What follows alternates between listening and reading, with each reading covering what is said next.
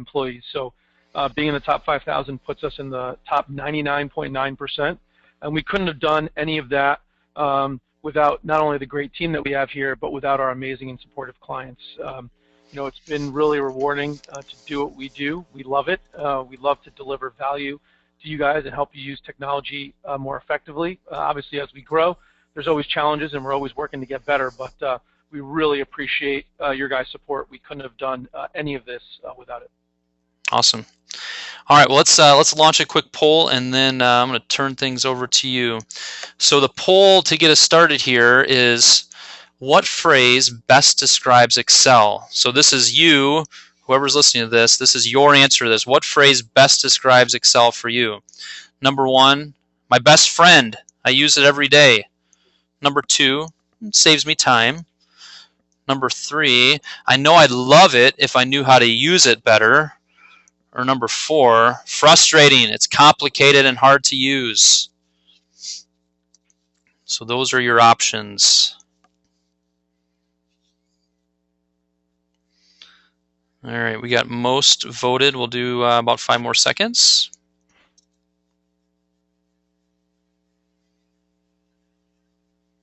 All right, closing poll. All right, so there are the results. You're seeing that, Ari? Yep. 33% my best friend. 56% know they love it if they knew better how to use it. So hopefully we can move some of those 56%ers into at least it saves me time, if not my best friend, I use it every day. There you go. All right, your screen should appear, and there we go. All right, the floor is all yours. Okay, great. Thanks so much, Kyle. I appreciate the intro. What I'm going to try and do today is, as many people know, we went back to people that had attended our Lunch and Learn webinar series over the past year and a half, and we've asked them what they wanted to hear about. We did a survey, and many of you are on the webinar today. And what we came back to, by over 50%, I think 60% of people said Excel is something they wanted to know more about. And a frequent comment was to kind of go a little bit slower and focus in on some of the basics. So what I'm going to do today is try and do that. We did a further survey of people that were coming today and asked what topics they wanted to hear about. And one of the things that came out of that was charting, tables and charting, creating tables and charts. And I think that that's really linked in with some of the other stuff. So while that may not be a basic, I think what I'll be able to show you today is how to sort data, look at data, be able to do some fun things with it in terms of being able to analyze it and assess it better. And so I'm going to count that as kind of a basic. So hopefully I'm going to hit the nail on the head here. But as always, a work in progress. So if I go too fast or don't go in depth enough, let me know and let Kyle know, and we will correct that. So let me first start. Now, what you're seeing on the screen, by the way, is I've basically created, I used actually a similar but smaller data set to what I used in the first Excel webinar about a year ago. And I've just basically said that I've taken, let's just say that this was an export from a database or some tracking, which in this case just shows insurance premiums sold by certain sales reps to certain companies over a period of time. And it doesn't really matter what the period of time is. Could be 6 months, could be a year. But I just kind of have some raw data here. And I made it raw on purpose so I can go through some of the basics of formatting and analyzing the data. So we're going to get into that. But before I do, I did want to cover some introductory stuff. So the first thing I wanted to talk about was, especially for the 56% that felt like they'd love Excel better if they knew how to use it more.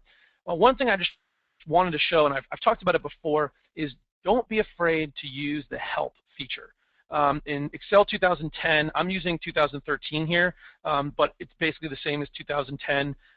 There's a couple things that we'll talk about today that will be different, but essentially everything I'm showing you here will work the exact same in 2010. And that includes the F1 or the help button. So if you hit F1, the help comes up. And the new Excel help doesn't just look locally, it actually searches online for you too. So one of the things I was just going to say is, let's say I search for the sum function. So I want to know how to use that. So what you'll see is it searches online. It doesn't just give me text, but even right here, you see the first one, it says video. Video, the sum function. So what's kind of cool is if I click on that, it actually pops up a web browser that brings me online, and this has a step-by-step video that's sort of queuing up here that will show me. It's a 4-minute, 48-second video that goes in detail on how the sum function works, what the benefits are, and really walks you through step-by-step how to do it. And I really would encourage you to kind of check into this type of stuff. Just use that search feature, look through. You can find some really neat stuff. And one thing I want to do, a little bonus for those of you that have a quick pen, one thing that I found in sort of going online and looking at videos, whether it's this or recorded webinars or what have you, is that sometimes I'm watching the video and it's a 4-minute video and it goes kind of slow for me. I might want it to go faster.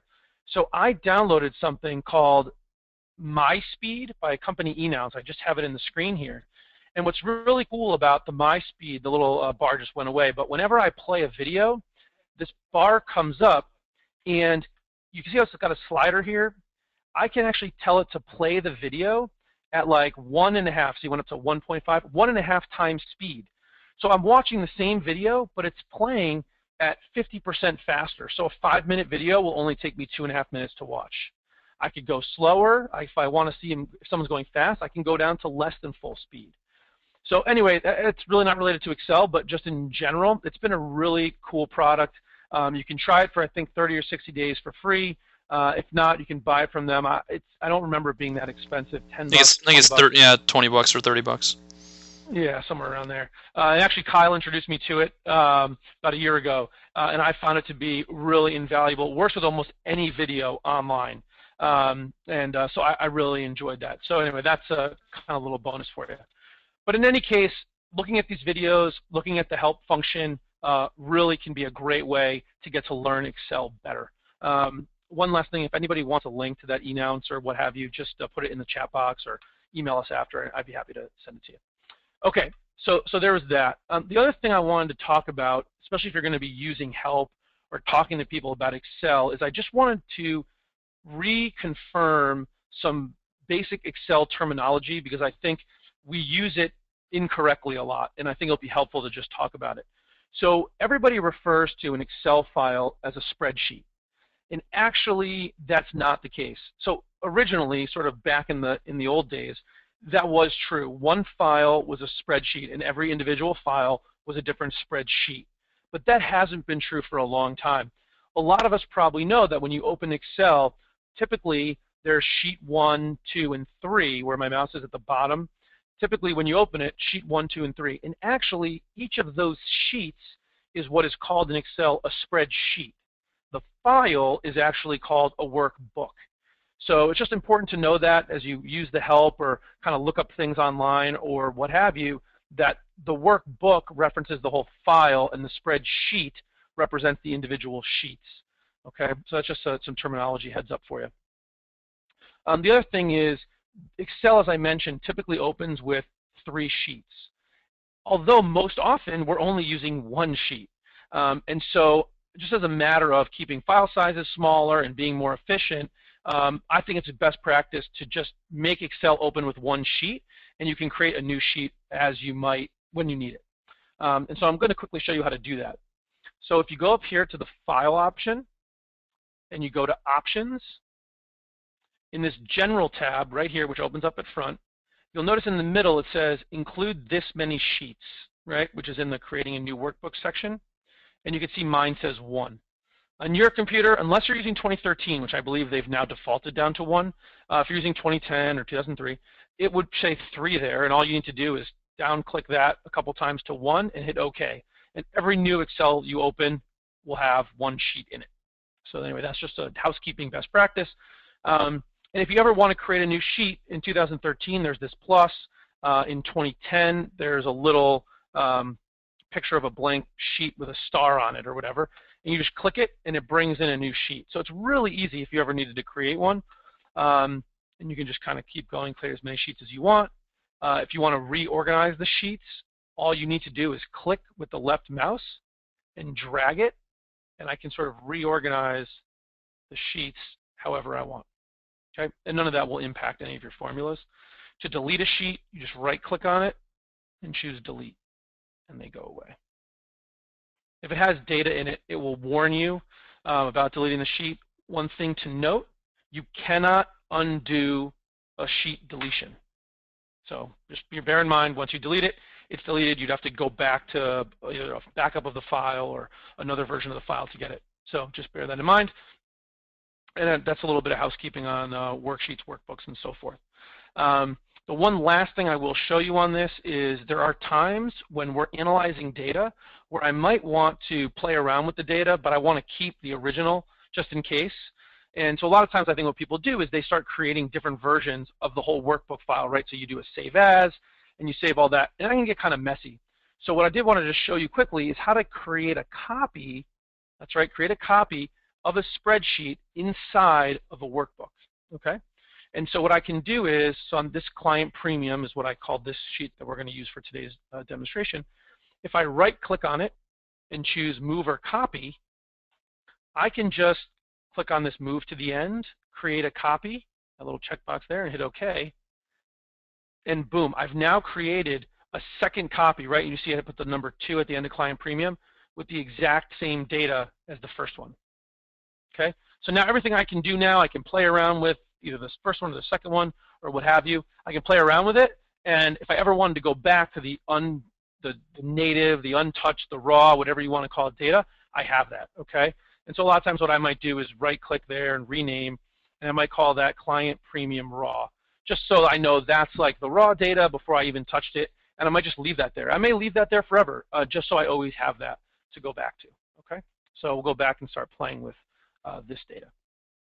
Okay, last thing before I get into reorganizing the data and sorting it was just to remind folks about the ribbon. I think by now people have been using sort of the newer versions of Excel for long enough that the ribbon is kind of second nature, but I do just continue to bring it up mainly because I think it's important to just look at it and play around with it. There's all different things in the ribbon that are interesting, that bring to the forefront new features of each version of Excel, things you may not know about. So just take a look there. Just that's the only reason I bring it up. I'm going to use it today, and so you'll see it there, but I just do encourage you to just look at it sometimes and play around. There's always the undo feature, and so anything that you do can be undone, so I do encourage you to play. Okay, so let's get into some of the formatting. So the first thing is I have this raw data, and I like to have it organized in a way that's easy to see, right? Because Excel for me is about organizing data in a way that makes sense, right? So it might be creating sums, it might be averages, it might be figuring out who did what. If I'm in travel, maybe I have people reserved to go on a trip and I want to see how many are on this trip versus that trip. Maybe in this case, for instance, the sales sheet, I want to see what rep sold, so how much of which product, or how much in total, or maybe by industry. Anyway, there's all different ways I want to take care of this data and look at it. And the very first thing to me is to organize it, because if it's unorganized, when I go back to look at it later, I'm going to have to reinvent the wheel, and I don't think that's fun for anybody. So first thing I'm going to do is I want to get my columns. See, you can see they're sort of collapsed, right? Words are hidden. This doesn't look right. So what I do is I click on this top left corner, right? So I've got the whole sheet selected, and I go to the top, right, to my columns, right? So the A, B, C, D, right, columns, and the 1, 2, 3, 4, 5, 6 on the left, those are my rows. So if I go up to between the A and B column, you'll notice my cursor changed, right? So it's no longer that white pointer, right, but it goes into that sort of black bar with the left and right arrows. Now if I double click there, you notice it automatically extended each of my columns to be as wide as the widest cell. Okay, so made it as wide as the widest cell. So that made it a little bit better, right? A little bit easier to see. Now I still have this issue where I know that these are numbers indicating sales, but they're not in dollars. And I think it's important that when a number represents a dollar, I want to see it as a dollar, right? When I do addition later, it's going to look cleaner, and it helps me to differentiate between quantities and values, you know, in terms of dollars. So I'm going to do that. So what's a quick way to do that? So if I highlight, right, so what I did was I put my mouse to the top of the C column. I clicked down with my left mouse and held it, and then I just dragged over to all of my columns that have dollars in it, okay? And now I'm going to use a ribbon shortcut. Right up here, this little dollar sign automatically converts them all to dollars, with change even, okay? So you can see how I did that. Now in this case, let's say I didn't want the change. Look at the ribbon right here, and this little button, I can just click this. Oops, I added a decimal place. I can decrease the decimal, right? So now I've got no decimals, you can see.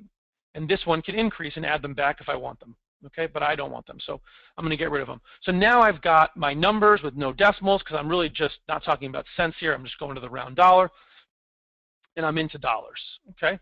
So I've kind of got that all squared away. Now, I like to sort of organize a little bit more than that. So for my industries and my client names, I want to center those. So I'm going to highlight the columns like I did before. And up in the ribbon here, I can just quickly hit the center button, and boom, those are centered. And I'm going to do the same for my rep column, okay? So now those are centered. I've got my dollars and cents in there. And now I've got some data that I can work with, okay? Now, let's say that I just want some quick info, okay? I just want to know what's the total premium, okay? I'm going to get into some more kind of detailed analysis shortly, but if I just want some quick info, I can highlight, for instance, this entire column, okay? And just by highlighting it, down here, if you look in this bottom piece, Excel has all automatically created, for all the cells that I've highlighted, the average value of those cells, the count, so the number of cells I have highlighted, and the sum, or if I added up all those numbers together. So very quickly, I can see that my total premium sold averages $34,425. There's 19 transactions in this column, and the total value of these premiums is $654,083. I didn't even need to know any formulas. I don't need to know anything. I just needed to highlight them, and I got that number right there. And that works across any different type. So for instance, let's say this particular client name, I have Acme 1, that John was the rep here, and I want to know how much. I can see his total premium is $46,000, but I want to know how much workers' comp and E&O he did. If I highlight those two, boom, I've got that at the bottom. His total sum was $25,861. So really quickly, I can just bang out data that I want to be able to look at very, very quickly, okay? So that's just some basics, all right? Now, some of the things that we had talked about was how to analyze this data. And so I'm going to get into creating tables because I think that's, even though it's to some degree an advanced feature, I think it opens the door to really rich and powerful data analysis. In the new versions of Excel, it's really, really easy to do. So let's go ahead and get into that. All right, first thing I want to do is I want to zoom in because I got some extra white space around here, and maybe I want to make this bigger. So one tip to make things bigger, to easily zoom in, is if you hold down the Control key on your keyboard, right? So you hold down Control, the CTRL button, right? And if you roll your mouse forward, it automatically zooms in. So you can see it should have just gotten much bigger on your screen. Obviously, maybe not obviously, but the reverse is also true. So if I hold Control and I roll the mouse wheel down, it zooms out, right? So you can see how it's doing that. So if I have a lot more data and I want to back out and see the big picture, I can do that, and I can sort of zoom back in, okay? So I've got that.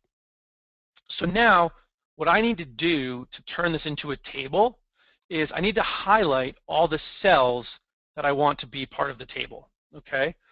So the very first thing before you even get your data in the table is I would encourage you to make sure that it's all of your columns, right, have headers.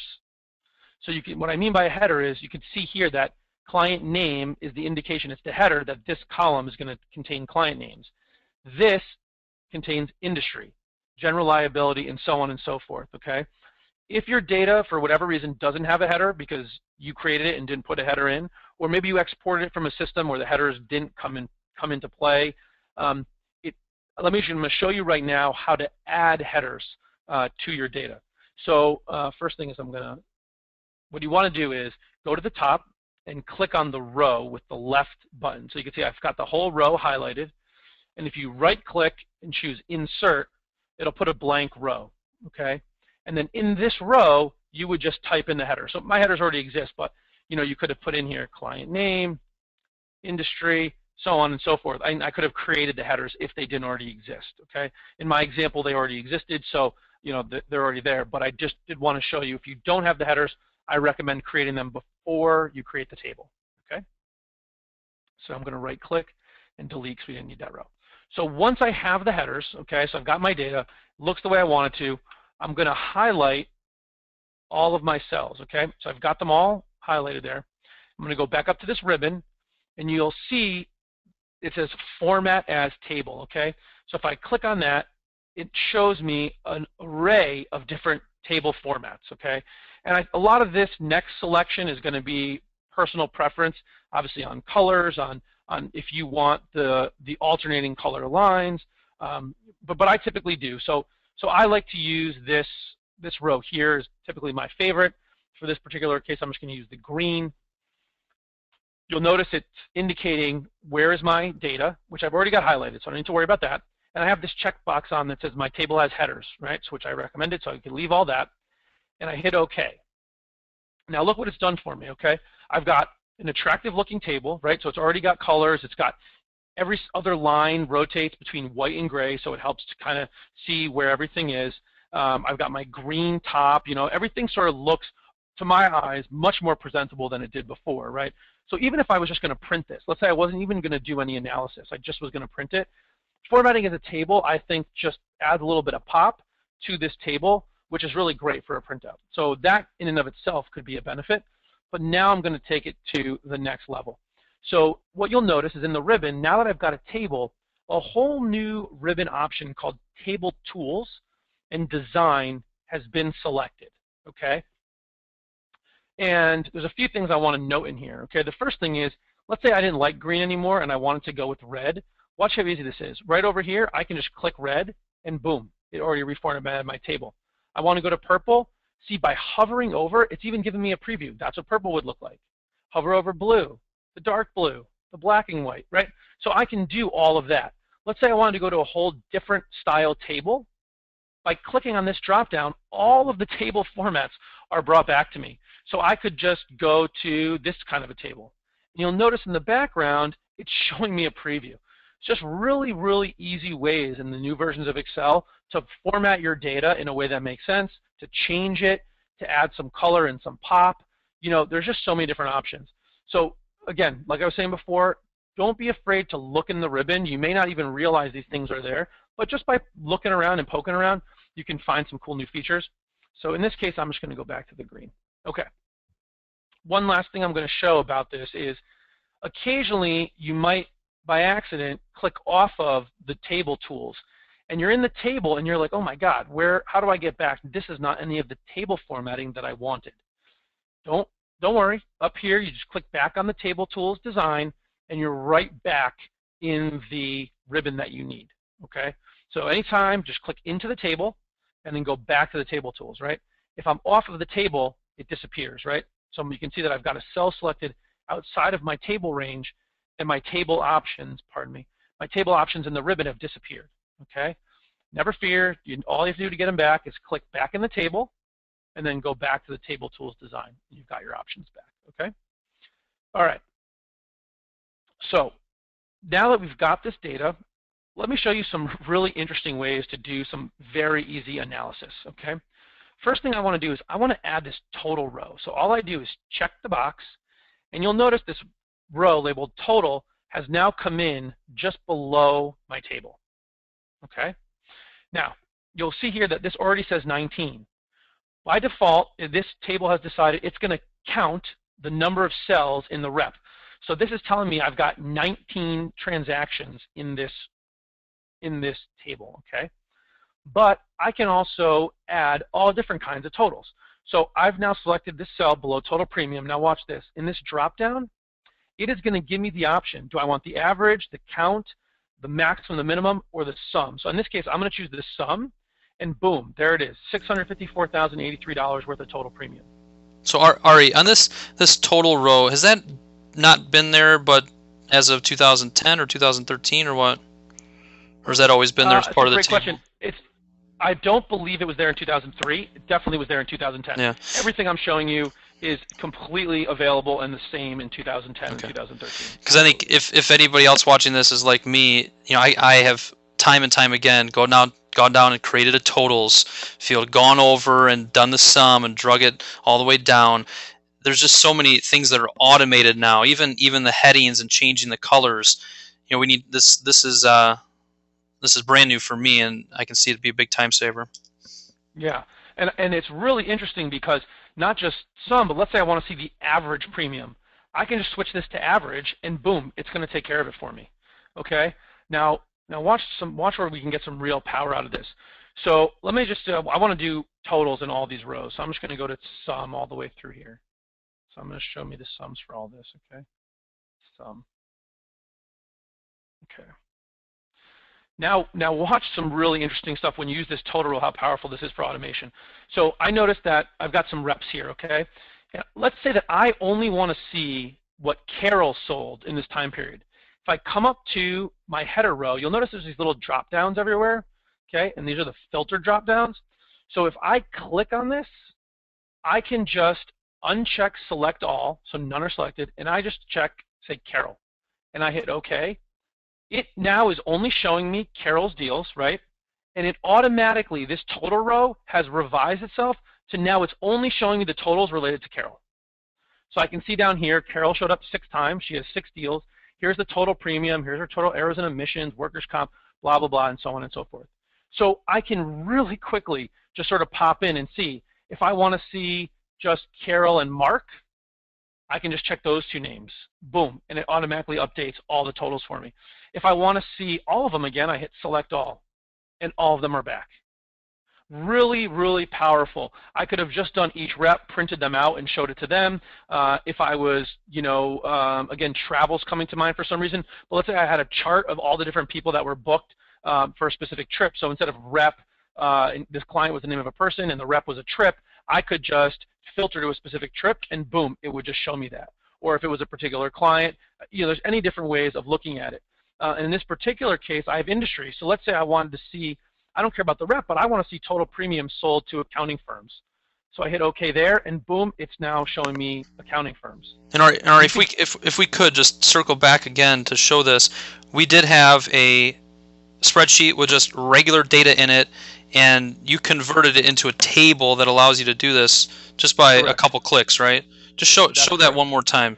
Sure, that's a good point, Kyle. Well, let me do it, and I'll go through the whole beginning. So here's the raw data. Remember, I saved that. So let me just do this one more time. So I'm actually just going to copy it again, so we can start over, right? So showing you the copy. So let's create a copy. So that's raw 2. So all I did, right, was I highlighted the whole thing. I double-clicked to make the sizing. I went in here to make these. Oops, want to get all of these. To make these dollar values. Okay, right? I used that. And I wanted to get rid of the change, so I decreased the decimal. I centered the names because I like to have them organized like that. Boom, okay. Highlighted all my data, format as table, choose the format, click OK, boom. I'm done with my table. The only other thing I did was in the table, I went to the Table Tools Design and I added my total row. That's it. So, I mean, I went through it in a 15-minute slow motion, but you could see that once you kind of get the hang of it, boom, you can format this data in a hurry. And, the original sample, Kyle, you might remember that we had here was, I think, like 120 rows, right? So there's a lot more data. When there's a lot more, you can see the power is even bigger. And one thing I'm going to also show you what's neat with a table is it automatically is going to freeze my column headers. So well, it doesn't really work when I don't have enough data, but if I had enough data to go beyond where we are, like in other words, let me zoom in a little bit here. So if I had, no, I don't have enough data. If I had more data and I was scrolling down, like when I had that 120 rows, it would actually keep client name and industry at the top for me automatically. So that's kind of neat. Okay, so we have about 10 or 15 more minutes until Q&A. So I'm going to just try and go through this a little bit more, and then I'm going to show some creating tables, because a lot of people asked about that in our survey. If you guys have questions, don't be shy about typing them in. The Q&A is pretty quiet so far, Ari. Oh, okay. Well, that either means I'm covering stuff they already know, or I'm just going too fast, I guess. Sometimes I get paralyzed from your brilliance. I think that might be part of it. Yeah, I'm sure that's it. So I was showing you how you can sort of go in here and filter, and I just wanted to one more time sort of re-show the clearing of the filters. So let's say I just wanted to show Mark's data here, and you can double filter. So I wanted to see just Mark's sales to accounting firms, right? And I've got that there. Well, let's say that I've now got all these filters in here. You need to be careful when you're working in tables that you don't leave filters on, right, when you don't know that they're on, because that can skew your data. So there's two things I would recommend about that. The first thing is, when you look at your table headers, remember I referenced these drop-down buttons that allow you to do the filters? If you have a filter on, you'll notice the icon changes from not just a drop-down, but it sort of shows a drop-down with a funnel. And the funnel means that you're filtering. So if you want to unfilter, you can click on it and choose this clear filter, and it will automatically unfilter the whole thing, okay? What I sometimes find is when there's large amounts of data, and we often deal with that sometimes I have a lot of filters going, and I want to clear all of my filters. So what you can do is if you go to the data ribbon, in this search and filter section, you'll notice there's a button here, clear. If I hit clear, it clears all of the filters on the sheet. So if I just want to make sure that I've reset back to I'm looking at everything, you can always go to the data tab and click clear. If the clear button is not highlighted, then that means there are no filters enabled. So I thought that was kind of a neat little option. And the one other thing I'm going to show you is the ability to expand or not expand a table. So let's just say I wanted to make a note. So let's say I've got this deal from Mark, and I wanted to say, I wanted to make a note in here that, you know, let's see, he did this deal on his own, right? So maybe we have inside reps that work with him. So I want to say he did this deal on his own. So you see, I typed in a note, and as soon as I hit enter to save it, the table automatically added this additional column. But I don't really want that to be part of the table. I'm perfectly fine just having it outside. It's a separate note. All you need to do is grab the corner of the table. In the bottom right corner, you can sort of see when I have it highlighted. It might be actually hard to see because it's really small even on my screen. But the cursor has switched to like a black arrows on an angle. And if I click and drag that back, you'll notice that this note is no longer part of the table. Okay? So, but maybe I do want to add a column to the table. Maybe I want to add inside rep. So all I need to do for that is I can just right here type inside rep. When I hit enter, it automatically, right, you see it adjusted, it added this column into my table. I'm going to double click the column because I want to see the whole thing. And I can just put who the inside rep is. So maybe it was Kyle, maybe this, whoops, Kyle, maybe this guy didn't have any. Maybe this was Rob, maybe this was Sue was inside rep. Anyway, you could see how I can add those names in. And then at the end of the day, I can use those as a separate filter. So if I want to see only the deals that Ari was an inside rep on, I can filter that as well. Right? Let me clear that filter. So that's just how to expand a table and make it work. In this case, I'm going to delete it. So to delete this row, I just highlighted it, right-click, delete, and the row went away. So that's, I think that's enough detail on creating tables, and hopefully that generated some value for you guys. And what I'd like to do now is get into how to get a chart out of this table, okay? And Kyle and I went back and forth. I know that tends to be some fear about pivot tables and pivot charts and so forth. You said the words, Ari. People are already sweating. People are already sweating when they hear pivot tables. I know. But I really think that it is the most effective way to analyze this data, and it's gotten a lot easier. So I'm gonna spend the next 10 minutes on pivoting this and being able to get a table out of it. and then I can answer any questions. And hopefully this is useful. So to create, so my goal is going to be to analyze this data, right, in more detail, and to create a chart out of it, okay? Because I think for display purposes, charts are great, okay? So if I click in the table, and now being in the table is crucial, right? So I click in the table, and I'm going to go in here to insert, okay? And right here, it's pivot table. So just click on the pivot table. It automatically is going to select my table range. And you can see right here, this table is called table 2. It's just, yours would most likely be called table 1. It doesn't really matter. It's just table 2 because I was playing with this earlier. And Ari, could you give that quick definition of a pivot table that you gave me the other day? Oh, the other day. Sure. So what a pivot table does is it allows you to compare the different rows of data against each other. So if I want to do client names, let me go back to this. So like right now, let's say I want to do client name against total premium. I can easily put that into its own chart, getting rid of all the other data, its own table rather, and then I can chart it. Or let's say I want to see total reps by premium sold. The pivot allows me to take all the data in this table and very easily compare the different types of data against each other. Thank you. And then put it into a chart. Okay? So again, I can just click on this. I do a pivot table. It's going to, because I'm in the table, it automatically highlights the table, okay? So at table 2, I'm totally fine with that. New worksheet, I mean, almost all the time, you're going to just want to go with the default options. So I wouldn't worry too much about that. Just hit OK. It created a new sheet for me, okay? And now this is where I think people get a little weary or scared of the pivot. And I just want to very quickly kind of hopefully provide you a little bit more confidence in here. So in order to make the pivot work, I need to be inside of this pivot chart, which I automatically started, okay? And from there, this is showing me my pivot fields. You'll notice that these fields exactly represent each of my column headers from the table. Client name, industry, general liability, property and casualty, workers' comp, et cetera, from this example, okay? So if I go back here, right here it was client name, industry, general liability, and so forth. Those are represented as my pivot fields, okay? And I was saying a pivot's all about being able to compare your fields against each other. So now what I need to do is I need to describe which item, which field I want to be the row, okay, and which I want to be the value. So let's say I want to go by rep. So you'll notice up here, my rows just became my 4 rep names, Carol, John, Mark, and Sue. And I want the values to be total premium. So I've dropped total premium in, and let me zoom in a little bit here.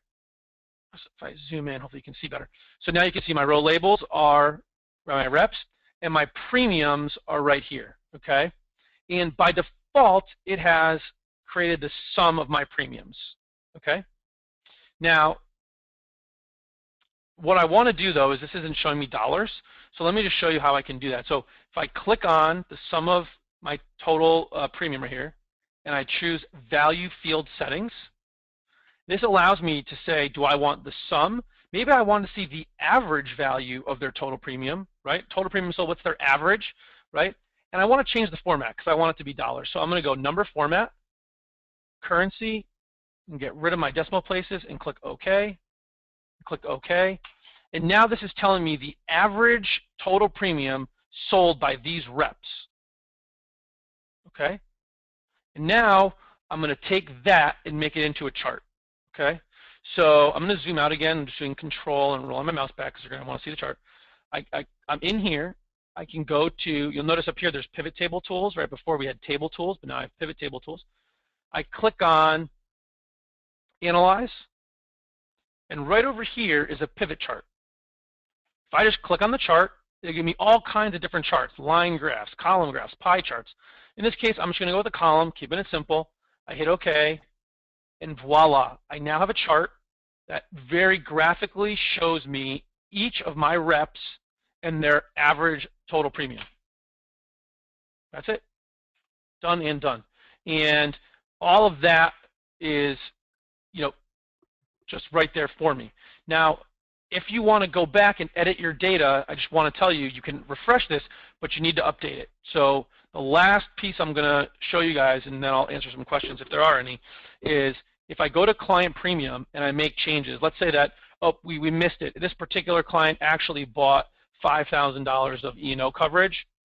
Okay, so now, Carol's total premium is $40,000. That should have affected her number. If I go back to my pivot chart down here, it didn't change. And the reason why is I need to update the data. So just be aware that if you make changes, all you need to do is go to the Data tab and hit Refresh All, and it automatically refreshes Carol's data. That's all you got to do. So these pivot charts will update if you go back and update the table, but you have to refresh your data. Very important. Refreshing your data, absolutely, absolutely crucial. Okay? And you can also, by the way, throw in different, you could change these back. So I had the average. Let's just say that I decided, you know what, I did want to go back to the totals. I go back to value field settings, and instead of average, I go to sum and hit OK. Boom. It's going to go ahead and put that in there for me. Okay? And the power of the pivot is I can throw other things in there. So if I wanted to see total premium against property and casualty sold, I could just drop that into the values, right? And now it's showing me the sum of property and casualty against the total. So I can sort of get a visual relationship of what the total is, one against the other. So that's, I think, the best way and the most efficient way to get into charting from a table. Now, if you have very little bit of data, it's like a couple of rows and a couple of columns, and you want to do a chart, there is another way to do it. And if you're interested in that, let Kyle know, and I can, either explain it to you or send you an email about it. But you can, there's a way where you could just highlight a few cells and do insert a chart just off those cells. But looking at, anything more than just a few pieces of data, I think this is the most efficient way to do it, and really the most skillful way to do it. So that's 2 minutes. I'm 2 minutes early. I tried to zone in on a little bit of stuff, and I hope that this was helpful. Are there any questions, Kyle, at all? Yeah, there are a few, and I'll share a couple of them, and I have a few thoughts here. As someone not as skilled in Excel as you are, what I've heard and what I've seen in the examples you've given is that there's a lot of things we used to manually do. Whether it was freezing the panes, whether it was, creating the total row. There's a lot of things that used to be manual that's just a click away now. From a time savings and from a ease standpoint, that was pretty eye-opening. Here's get a couple questions in. Can you hit again on the filtering versus the tables? I think a lot of people, when they went with data, they've always done a filter. And now, we're showing them more setting up a table. Can you go through that again? Sure. And one of the things, actually, something Kyle and I talked about in preparation for this was talking about that. And what I've done here on the screen, if you're still looking at it, is I went back to the raw data, and I'm really glad that I saved this because I think it gives me an opportunity to show something here. So people may be familiar with, let's say I've got all this data here. If I highlight the top row and I go to the data here and I click on filter, you'll notice I've got these drop-down filters, okay? And actually, I can do some of that same filtering I was showing you in the table, right? So you just saw I just filtered down to showing me only Sue's stuff, okay? And that is true, and you can do that. But what I was trying to show today, and I hopefully I've successfully sort of convinced some people, that the table gives me all of the filtering plus a lot more for not any more difficulty in setting it up. Even the totals row, for example.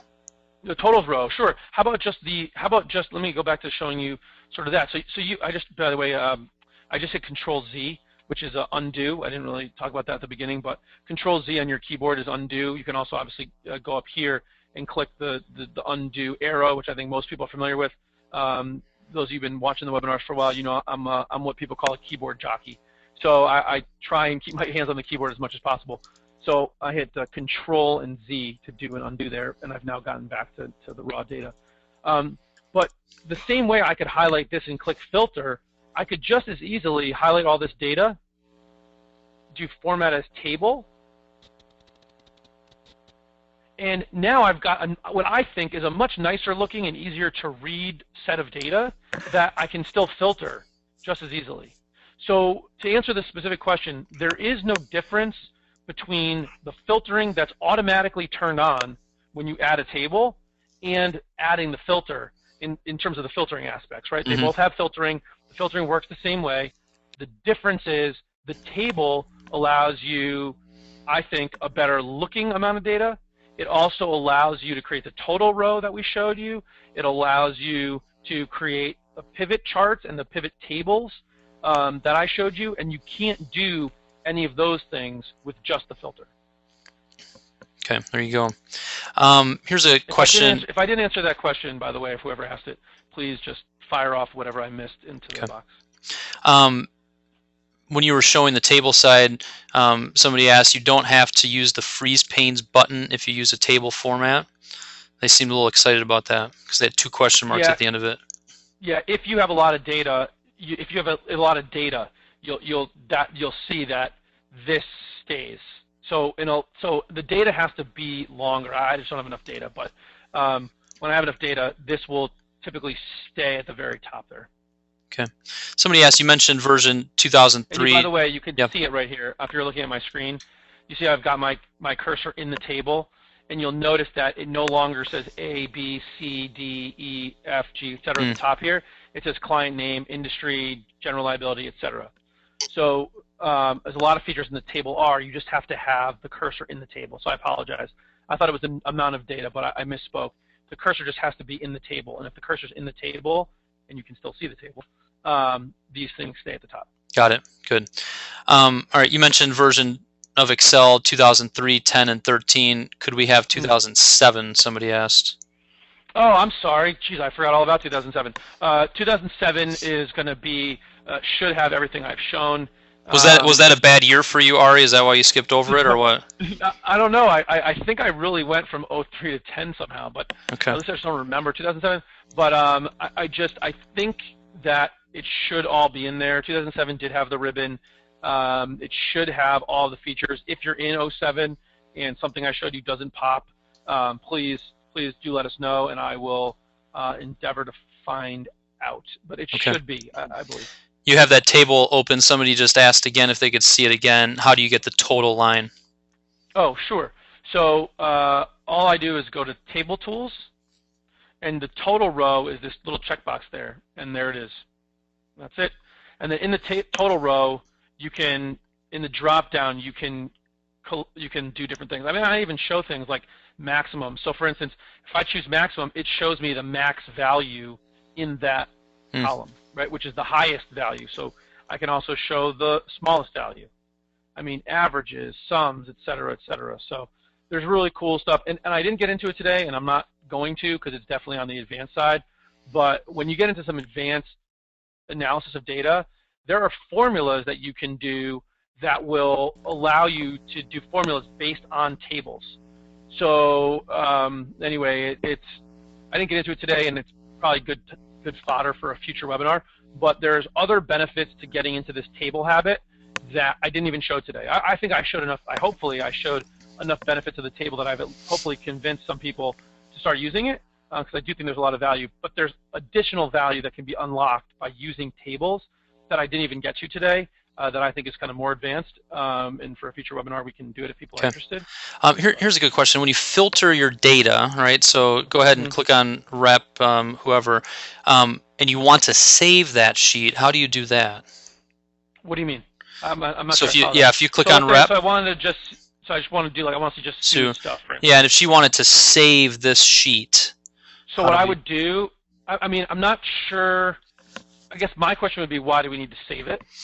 So maybe that's a question, because I can always bring it back by refiltering. The only time that I can think of, and please, there's plenty of things I can't think of, but the only time I've had a situation like this where I wanted to share the data was maybe it was specific to a client or specific to a certain person, so where I might print this, and then I would just print it and give it to them, or print a PDF and email it to them. If I wanted to save it for some reason, I mean, one of the things I suppose I could do would be to copy the tab, right? So I could do this copy, right? I could create a copy there, and then I could sort of rename it. I guess I could rename it Sue or whatever, and I can leave it there, and then I can go back and make changes to the original one. Yeah. Right. And then the one at Sue is still saved as Sue.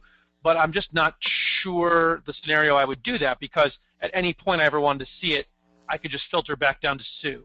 So the only thing I think if I'm going to send this over to a colleague or something like that, and I don't want that, maybe they don't know how to do the filtering, I can see where that might work. But in that case, maybe just saving it as a PDF would be just as quick. Right, and be careful, because just by filtering it, all the other data is still in there. So, like, for instance, let's say that you were doing some analysis of some people on your team in your office. You know, be careful not to send the Excel sheet if you don't want them to be able to see all the data, because anyone can just unfilter. So the filter is changing the view, but not actually eliminating data. So that's often why I would PDF it. So maybe I want to show Sue what she did, but Sue doesn't need to see what Mark did or whatever. In this case, it probably wouldn't matter, because it's just, this would be probably public info, but just for that purpose. So I'm not sure that comes up very often, but hopefully I provided some solutions to that by printing the PDF. Or Here's a specific question. How do you get a page break line to move? I don't know if we covered that, but it must be something they're dealing with. Page break line to move. All right, let me see if I can try that. So you could go to page layout. I think if I go to print tiles, I can do it. No. It's a great question. I know. Oh, print area. Thank you. So if I go to print area, and I go, well, let's say this. I just want to print everything on one page, right? I could do this. Select the print area as what I've selected. Is that what we're looking at? Perhaps, really, yeah. We'll email her directly. Okay. There is a way also, if I've got a lot, it's hard to show it with this little data, but if I have a ton of data and I want it to be on just a certain page, there's a few different ways to do it. You can either do it in the print formatting screen, or there is a way where you can drag the lines around inside of Excel. I don't think I have the right setup to quickly show that, but whoever's interested in that, I'll just jot it down and I can follow up. Question on, can you recommend the best resource book for Excel on the market? I'd be curious your thoughts on that. I don't know if you'd recommend a book per se, or if you'd recommend some kind of online resource or yeah, I'm personally not a much of a book learner. That's just my thing. I'm much more sort of visual and sort of experimental. So a lot of times I just like to, I'll just look at there's some really cool stuff on YouTube for Excel, and I think what I would be able to do is maybe in follow-up to the webinar, Kyle, why don't we provide some links to some things? I will endeavor to look up a book because I know some people are book learners, but for me, being able to see it, that's why I love that MySpeed thing that I showed people earlier. Was I'll get a thing going, and a lot of times the setup stuff I breeze through it, sometimes at double time, just to see the setup, and then they'll show something, and then I'll go in Excel at the same time and try and do it myself, and sort of play with it, and that's how I've been successful at it. And the most important thing is to weave it into your daily tasks. So for me, learning all there is to learn about Excel, I don't know how helpful that would be, because typically I would forget it before I implemented it. So I try and go for the overview, show me that this is possible, and then I think about what in my workflow could benefit from it, and I pick one or two things, and I just hammer away at them. And I do them, and I do them, and I pick up examples, and I do them, and then once those are second nature, I might add in a new skill later on. Gotcha. That's just how I do it. Well, we have a few people mentioning, will there be an advanced webinar or an advanced webinar for formulas? So we'll have to keep that in mind. If you guys could just toss into the question box, we'd just like some kind of quick feedback on, was this content too basic? Was this content too advanced? Was it just right? We'd like some feedback from you guys on that. Yeah, and also, Kyle, just if you guys can provide the feedback as well. I mean, a lot of the feedback that we got was that to slow down and to dive in deeper on less topics. And as a webinar attendee, it's sort of fun. It's funny. As a presenter, you're always feeling like there's not enough. But as an attendee, how I thought about it, I often feel the same way about the webinars I attend, right? I want them to do more in-depth on less topics so I can actually implement. So we tried to go to the less and more in-depth to hopefully provide some actionable takeaway for folks. That was the goal today. I hope I was able to do it in a way that provided that feedback, provided that takeaway rather. But your feedback is crucial. I mean, I'm doing this for you. So if I'm missing the mark, please do not be shy to let me know, because if you're not getting value, then there's really no sense in doing it. And we're more than happy to change faster, slower, more in depth, less in depth, what have you. So please do let us know. Okay. All right, we're getting some good feedback there. So those are all the questions I've seen come through. So I think we may be good to adjourn, Ari. We may be done. All right, balance of 3 minutes back. A quick question. Somebody did ask if there's going to be a recording, and we will get that out to. We will process a recording and get that out to anybody who RSVP'd or attended. Yeah, and we're going to do a summary of what we covered, like we do in the past. And I think we'll make this Excel that I played with here available. I mean, I don't have any problem with that, unless you think there's a problem, Kyle. What was that? Making this Excel sheet available. Oh, no, we should be good there. Yeah, they can download the Excel. You'll be able to view the webinar. If you have my speed, you can even view it at your own speed. And we'll have this Excel sheet available, and we'll have the list of what we covered available as well. And there would be nothing better than listening to this webinar on my speed and having you sound like a chipmunk. I do a good Alvin impersonation at double time speed. So there you go. Alrighty, very good, nice work, and thank you all for attending. We'll see you next time. Bye